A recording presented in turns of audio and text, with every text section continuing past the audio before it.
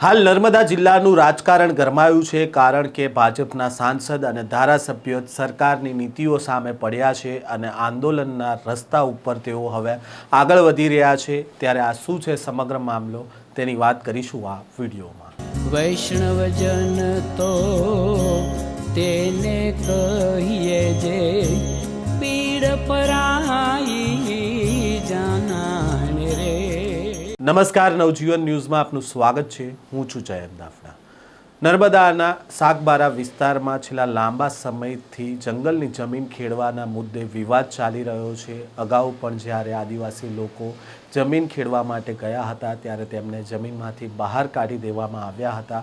ત્યારબાદ ભાજપના મહિલા નેતા લીલાબેન વસાવા છે તેમણે સ્થળ ઉપર પહોંચ્યા હતા અને આદિવાસી લોકોને જમીન ખેડવા દેવામાં આવે તે માટે મુહિમ ઉપાડવામાં આવી હતી અને ત્યારબાદ જે નર્મદાના જિલ્લા પ્રમુખ છે નીલ રાવ તેની સામે આક્ષેપો પણ થયા હતા। ત્યારબાદ નર્મદા જિલ્લાના ભાજપના નેતાઓ છે તે ગાંધીનગર ગયા હતા અને મંત્રીઓ સાથે બેઠક પણ થઈ હતી અને આ વાતનું સમાધાન આવી જશે તેવી હૈયાધારણા પણ આપવામાં આવી હતી, પરંતુ તેમ છતાં ગાંધીનગરમાં મિટિંગ થયા બાદ પણ આ પ્રશ્નનો ઉકેલ ન આવતા ગઈકાલે સાગબારાના ખોપી ગામે સાંસદ મનસુખ વસાવા, ધારાસભ્ય ડૉક્ટર દર્શનાબેન દેશમુખ સહિતના ભાજપના નેતાઓ અને આદિવાસી નેતાઓ છે તેમણે એક મિટિંગ રાખી હતી અને આ મિટિંગમાં હવે આંદોલન તરફ આગળ જવાનો રસ્તો પણ હવે ઉગામવો પડશે તો ઉગામશે તેવી જાહેરાત પણ કરી છે।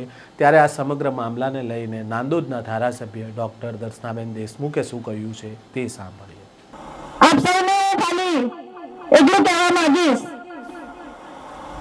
કે આજે જ્યારે આ પ્રશ્નને લઈને 2005 થી જે આ પ્રશ્ન ચાલી રહ્યો છે, આપ સૌને ખાલી હું મારી થોડી નાનકડી ઓળખાણ પણ આપી દઉં કે જેને આપ સર્વે વિશ્વાસ મૂકીને વર્ષો વર્ષથી સ્વર્ગસ્થ ચંદુભાઈ દેશમુખ ભારતીય જનતા પાર્ટીના આપણા સાંસદ તરીકે આજ ભરૂચ જિલ્લામાંથી કામ કર્યું હતું।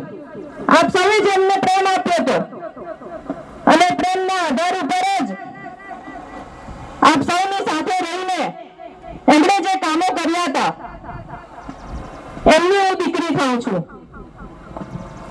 મારા વડીલ મિત્રો સૌને આપને ધ્યાનમાં હશે, આજે જ્યારે એ જ પ્રશ્નને લઈને આપણા સાંસદ શ્રી મનસુખભાઈ વસાવાજી જે રીતના અભિયાનને આગળ વધારવા માટે, આપણા પ્રશ્નોને હલ કરવા માટે સરકારની સામે રહીને, અધિકારીઓની સામે રહીને આ કેસને સોલ્વ આઉટ કરવા માટે પ્રયત્નશીલ છે, ત્યારે આપ સૌને હું એટલું કહેવા માંગીશ કે 2005 થી જ્યારે આપણે જમીન ખેડવાનું બંધ કર્યું છે, અનેક પરિવારોને આપણે આદિવાસી સમાજમાં આપણે જો કોઈ જંગલમાં કોઈ આધાર હોય તો ખેતી જ, એના સિવાય કોઈ આપણો વ્યવસાય નથી હોતો।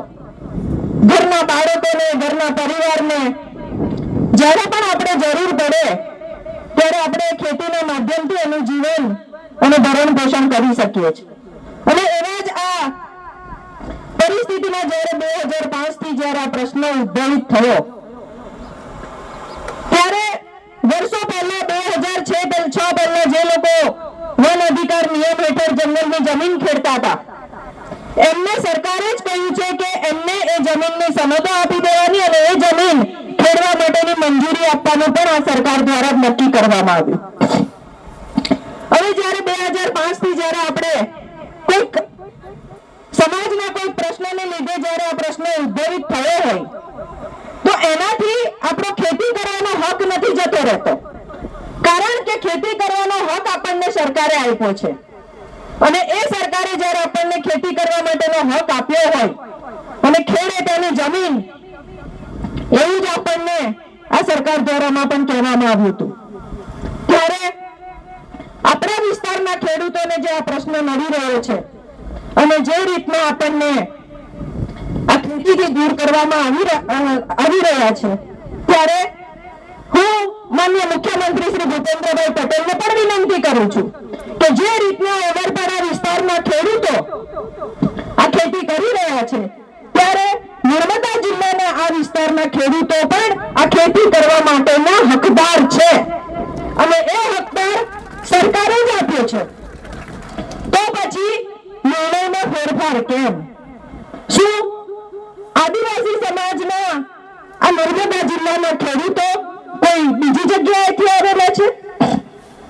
વર્ષોથી બાપ દાદાઓથી 4-5 પેઢીથી ખેતી કરતા મારા આદિવાસી ભાઈઓ બહેનોને જ્યારે આ ખેતી કરવા માટે ના પાડવામાં આવે અથવા તો એમને રોકવામાં આવે ત્યારે આદિવાસી સમાજના હક ઉપર સીધી તરાપ થાય છે અને બે જિલ્લા વચ્ચેના આદિવાસી સમાજના લોકોને બે અલગ અલગ વિભાગમાં ભાગ પાડવાનું એટલે કે બાંટવાનું ક્રમ બંને આદિવાસી સમાજના લોકોને એકબીજાથી દૂર કરવાનું જે આ કામ થઈ રહ્યું છે ત્યારે આ વન અધિકારમાં જે આપણને નિયમ પ્રમાણે જે આપણને હક મળ્યો છે એ હક માટે પણ વન વિભાગના જે પણ અધિકારીઓ છે એ અધિકારીઓએ પણ આ નિર્ણય માટે જે રીતના અહીંયાના ખોખી ગામના અને નર્મદા જિલ્લાના ખેડૂતો માટે જે રીતના એ લોકો મનસ્વી વર્તન કરી રહ્યા છે ત્યારે એમને હું કહેવા માંગુ છું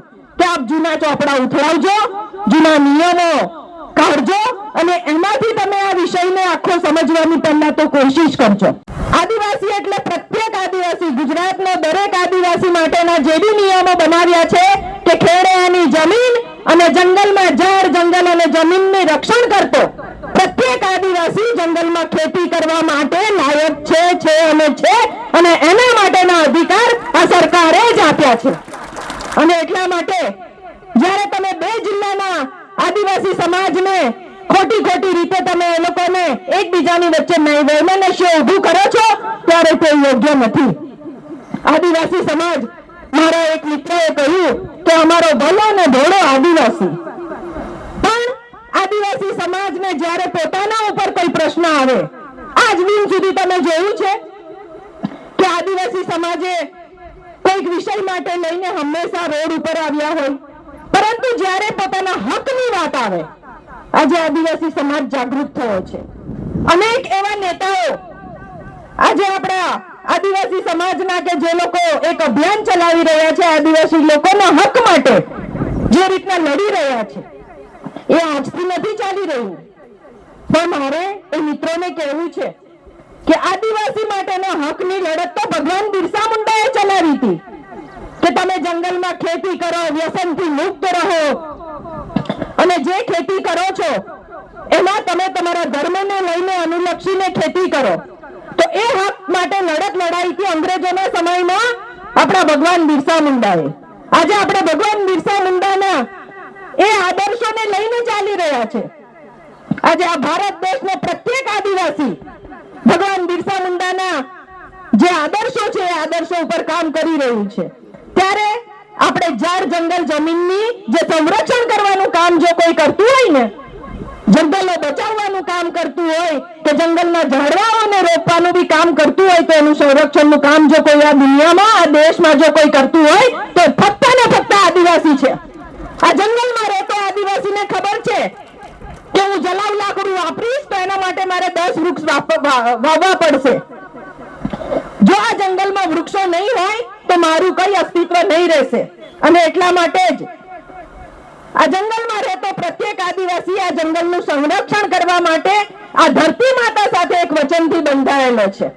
અને એ રીતના જ્યારે જંગલનું સંરક્ષણ કરી રહ્યો હોય, જંગલના વૃક્ષોને બચાવવાની પણ જ્યારે કામગીરી કરી રહ્યો હોય ત્યારે આપણે આપણા હક માટેની વાત કરીએ છીએ. આપણે કોઈ બીજી વાત તો કરતા નથી કે આપણને જે હક મળ્યો છે એ હકમાં આપણને આ ખેતી કરવા દેવા માટે, આપણા પરિવારોનું ગુજરાન ચલાવવા માટે જે આપણને અધિકાર મળ્યો છે એ અધિકારમાં આપણે આ ખેતી કરી શકીએ એના માટેના જે નિયમો બન્યા છે એ નિયમોમાં જો કોઈ બાધારૂપ બનતું હોય તો એ લોકોને ફરીથી સરકારના નિયમો જાણકારી મેળવી લે.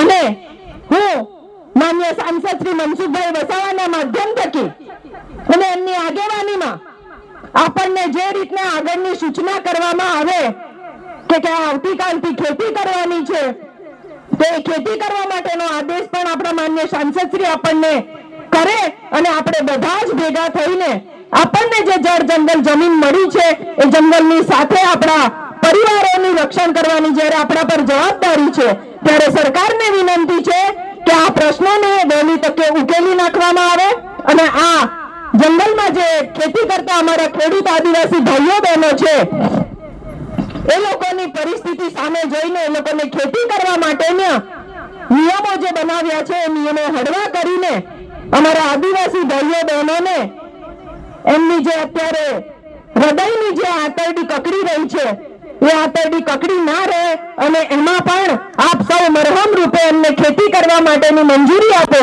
એટલી વિનંતી કરું છું.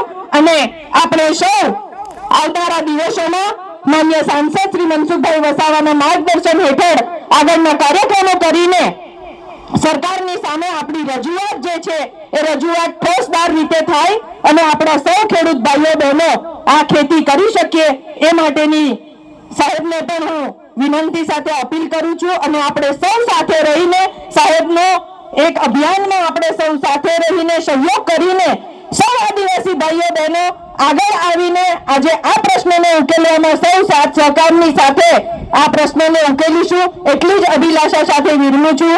અસ્તુ. ભારત માતા કી જય.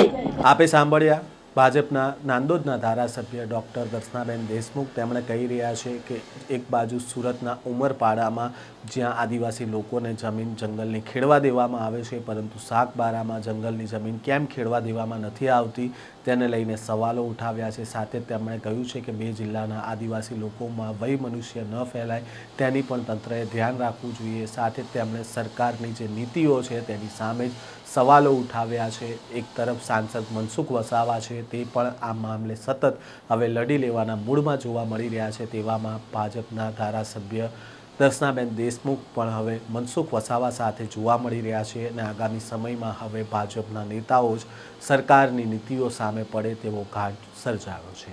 આ પ્રકારના સમાચાર સાથે ફરી મળીશું. નવજીવન ન્યૂઝ સાથે જોડાયેલા રહેજો.